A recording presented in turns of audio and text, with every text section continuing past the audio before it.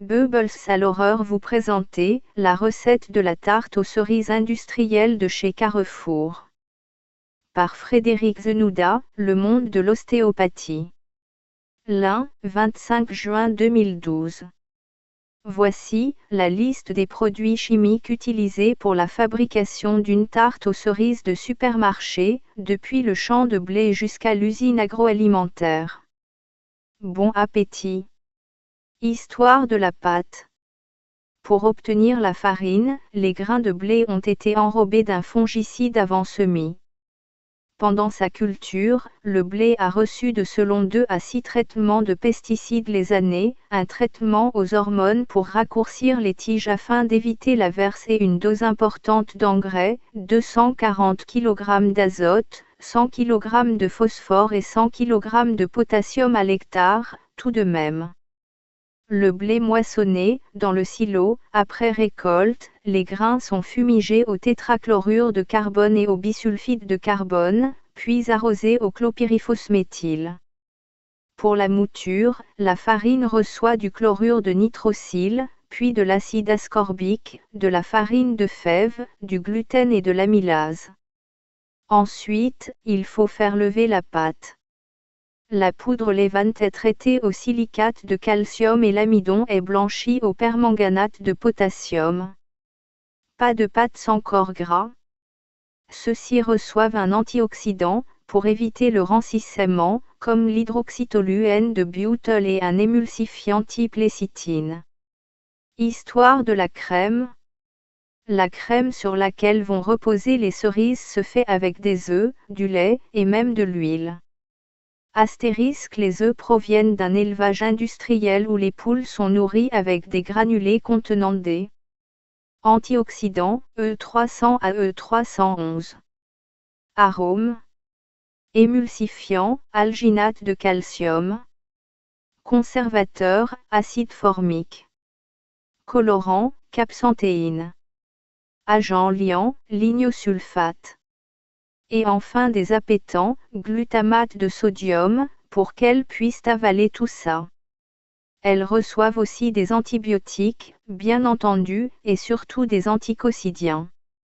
Les œufs, avant séchage, reçoivent des émulsifiants, des agents actifs de surface comme l'acide cholique et une enzyme pour retirer le sucre du blanc. Le lait.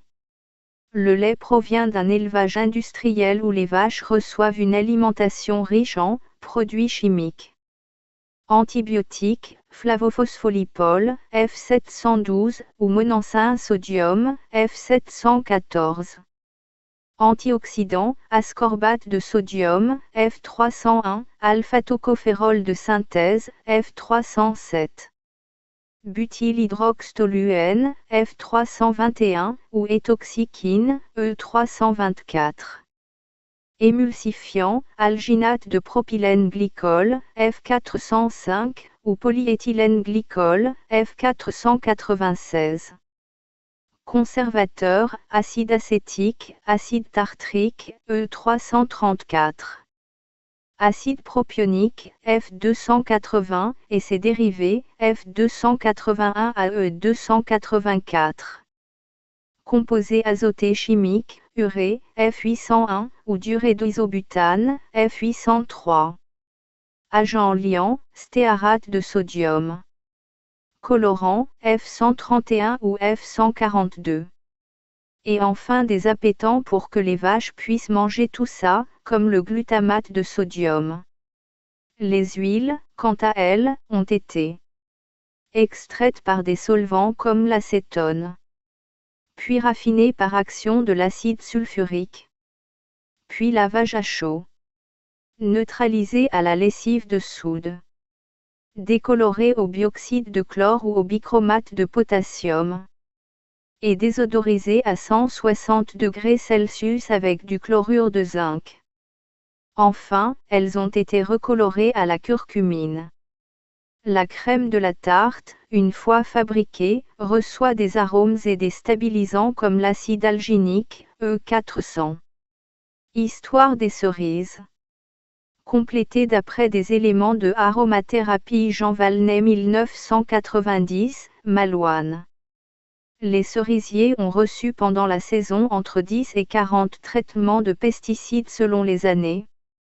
Astérisque, les cerises sont décolorées à l'anhydride sulfureux et recolorées de façon uniforme à l'acide carminique ou à l'érythrosine.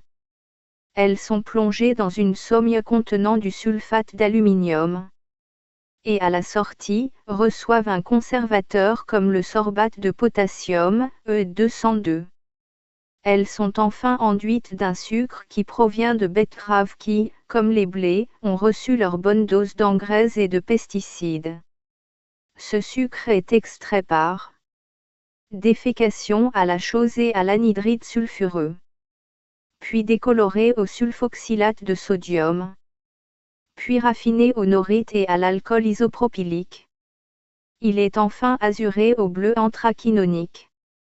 Par ces traitements, les cerises ayant donc perdu tout leur goût, il est nécessaire d'ajouter Ce parfum est un parfum artificiel alimentaire recréation synthétique du goût et de l'odeur à partir d'éléments artificiels issus de la chimie du pétrole au prix de revient extrêmement faible par économie d'échelle, en comparaison du parfum naturel de fruits.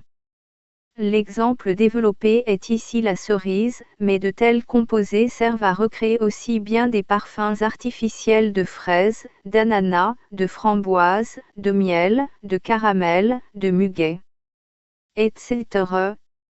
Astérisque, le parfum artificiel de cerise se compose donc des molécules synthétiques. Donc à la stéréochimie inversée, suivante. Acétate d'éthyle. Acétylméthylcarbinol. Butyrate d'isoamyle. Caprote d'éthyle. Caprylate d'isoamyle. Caprate d'éthyle. Butyrate de terpenyle. Géraniol. Butyrate de géranyle, acétylacétate d'éthyle. Heptanote d'éthyle. Aldéhyde benzoate. Aldéhyde pétoluique. Vanilline. Essence artificielle d'amande amère sap. Essence artificielle de girofle bourbon. Essence artificielle de cannelle Ceylan. Essence de lie de vin. Ce texte, consacré à la tarte aux cerises de supermarché, a été rédigé par Claude Bourguignon, un ingénieur agronome qui travailla à l'Institut national de recherche agronomique, avant de quitter l'honorable maison pour cause de désaccord. Spécialiste de la microbiologie des sols, c'est lui qui démontra, pour la première fois, que les sols cultivés à grand renfort d'engrais chimiques et de pesticides étaient biologiquement morts. Tout ce qui fait la vie, et donc la qualité des terres, à savoir les populations microbiennes et fongiques, est détruit par les produits chimiques, conduisant à une perte des nutriments et à l'érosion des sols. Membre de la Société américaine de microbiologie, en France, il n'y a plus aucune chaire de microbiologie des sols, y compris à l'Institut national de recherche agronomique. Claude Bourguignon a créé avec sa femme le laboratoire d'analyse microbiologique des sols, qui intervient dans de nombreux pays, pour aider les agriculteurs à retrouver la fertilité de leurs sols. Donc, je vous souhaite bon courage et bien entendu, jamais bon appétit.